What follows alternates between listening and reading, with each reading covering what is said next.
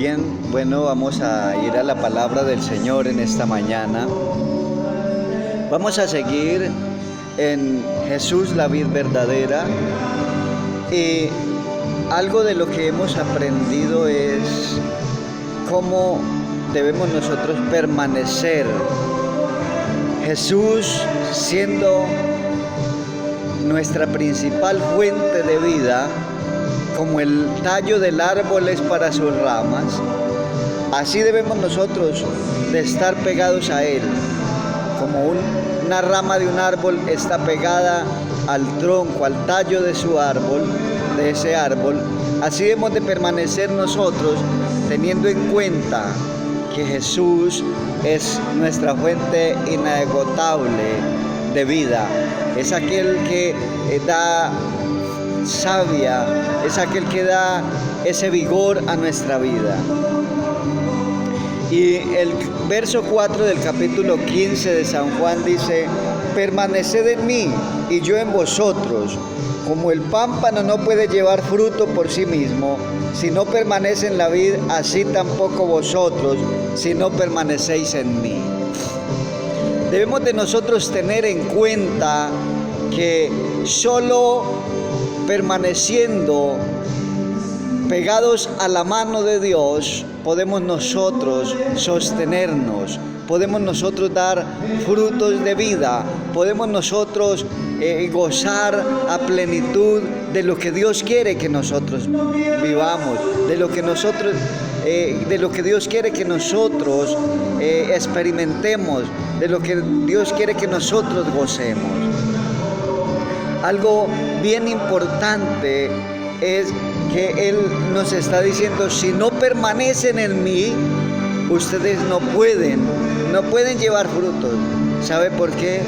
Porque una rama despegada del árbol, cuando se retira del árbol, enseguida pierde su vitalidad y se seca y muere. Hablando nosotros en el sentido espiritual, cuando nosotros nos despegamos de Cristo Jesús, que es nuestra principal fuente de vida y nuestra única fuente de vida, entonces empezamos a quedarnos secos. Y puede que permanezcamos vivos por mucho tiempo, pero sabe que en una condición en la cual no podemos nosotros experimentar a plenitud lo que Dios quiere que tú y yo vivamos. Esto sin hablar de la vida eterna. El único que garantiza llevarnos a la vida eterna es Cristo Jesús. Cristo Jesús es el único que puede llevarnos a vivir eternamente y para siempre con Él.